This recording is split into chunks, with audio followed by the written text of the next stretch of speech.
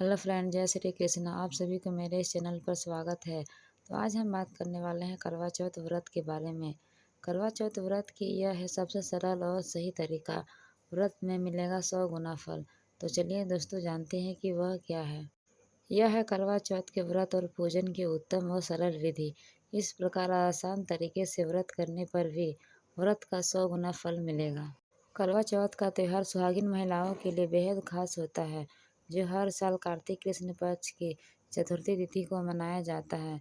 इस साल करवा चौथ कब है, पूजा का शुभ मुहूर्त क्या है और इस पूजा में क्या क्या सामान लगेगा, चलिए आगे आपको इस वीडियो में बताते हैं।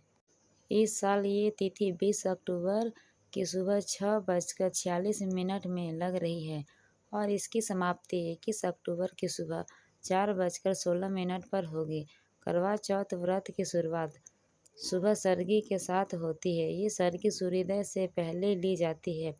महिलाएं शुभ मुहूर्त में सरगी खाकर अपना व्रत शुरू करती है। बता दें, करवा चौथ व्रत सूर्योदय से लेकर रात में चांद निकलने तक रखा जाता है। करवा चौथ पूजा का शुभ मुहूर्त शाम 5:46 से 7:02 तक रहेगा, जबकि व्रत का समय 6:25 सुबह से लेकर 7:54 शाम तक रहेगी। करवा चौथ पर चंद्र निकलने का समय 7:54 का है।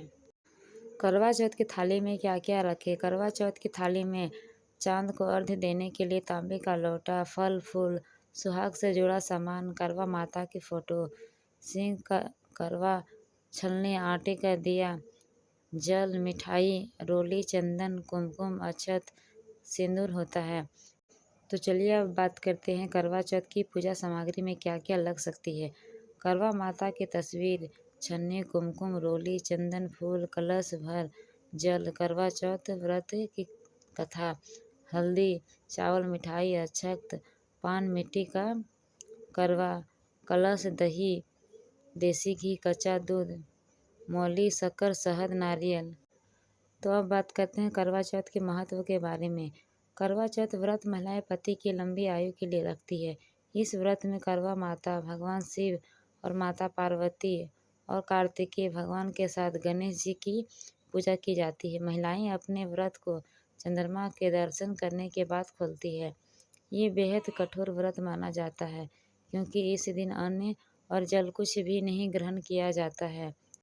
करवा चौथ की शाम को महिलाएं श्रृंगार करके एकत्रित होती है और फिर फेरी की रस्म करती है। इस रस्म के दौरान महिलाएं एक घेरा बनाकर बैठती है और अपनी अपनी पूजा की थाली एक दूसरे को देकर पूरे घेरे में घूमती है।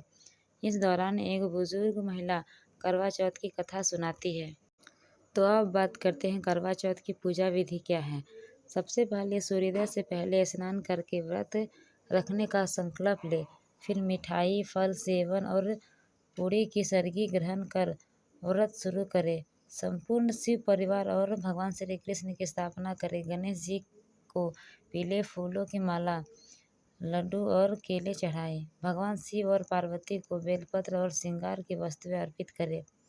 भगवान श्री कृष्ण को माखन, मिश्री और पेड़े का भोग लगाए। उनके सामने मोगरा या चंदन की अगरबत्ती और घी का दीपक जलाए।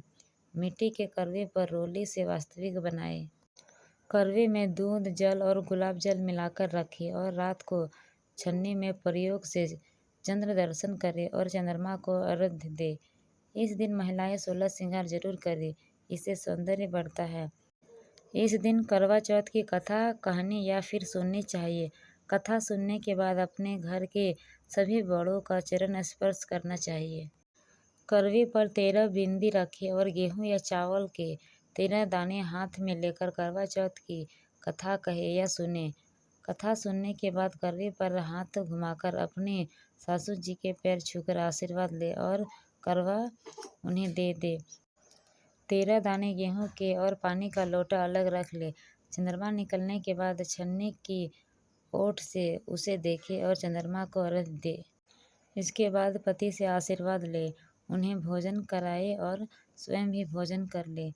पूजन के पश्चात आसपास की महिलाओं को करवा चौथ की बधाई देकर पर्व को संपन्न करे।